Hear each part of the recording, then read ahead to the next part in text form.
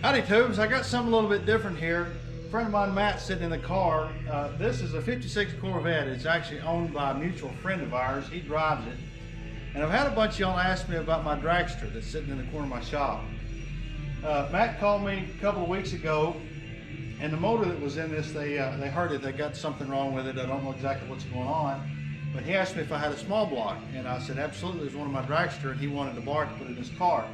I overhauled this engine about, I think maybe 5 or 6 years ago. I had it overhauled and made 2 weekends out of it. It's probably got 4 or 5 passes, and it has sat for a long time, 5 or 6 years, something to that effect. We got it in here. I think it's ready to start. We're going to crank it and let it build up loop pressure, make sure we don't have any oil leaks, and then we're going to see if it'll light. I'm probably just going to let you time lapse here. You'll get to see what really happens. Just crank it.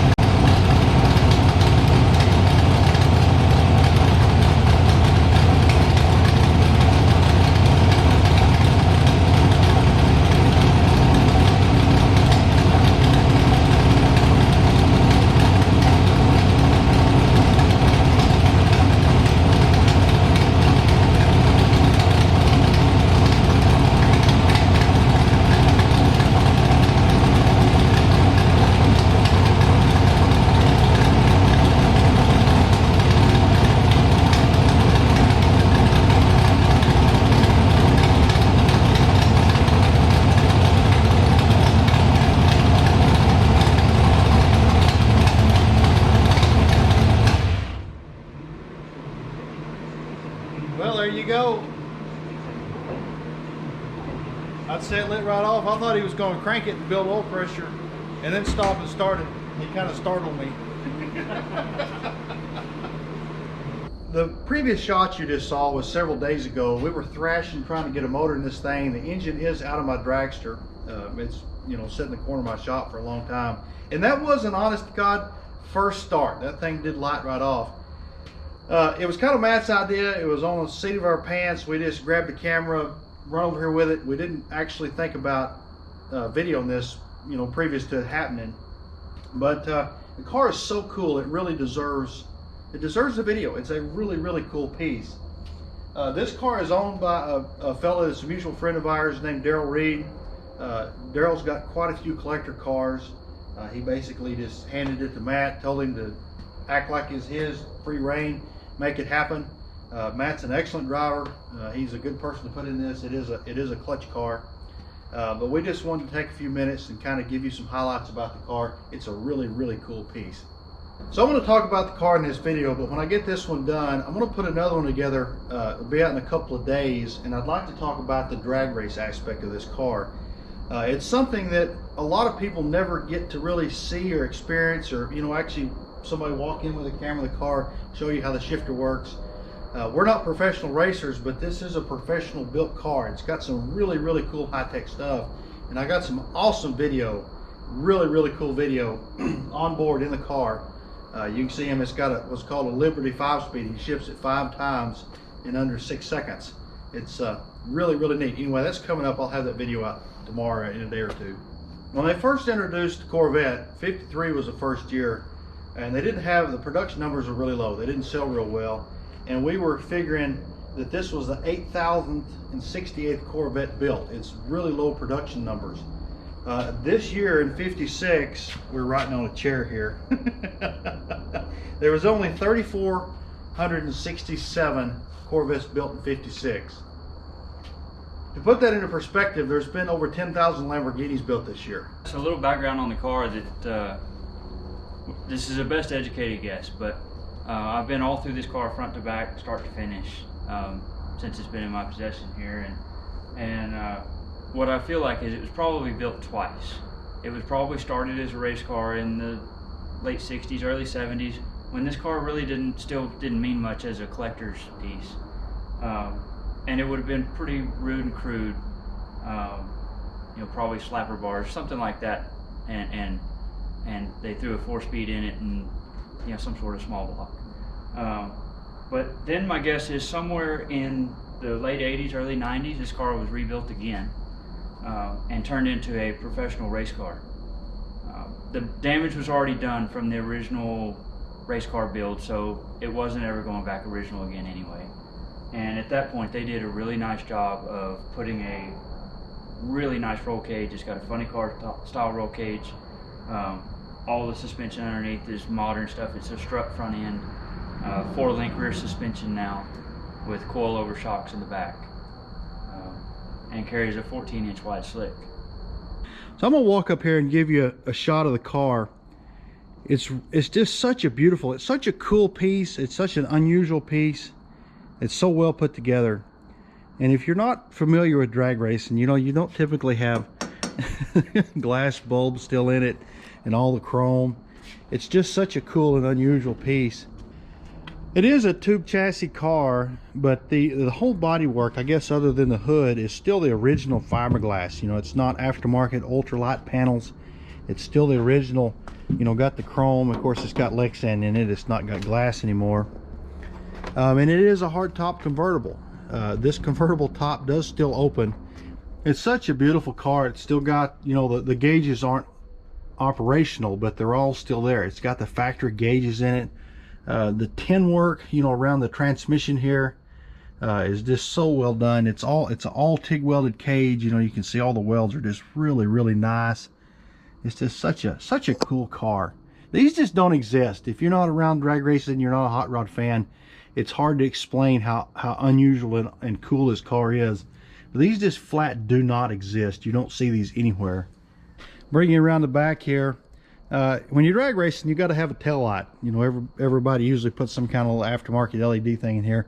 It's still got the incandescent bulbs with the old original lenses.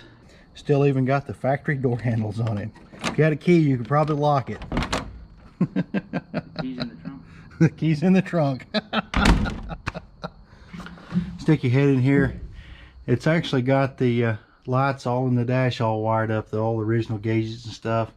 And there's several of them burning anyway.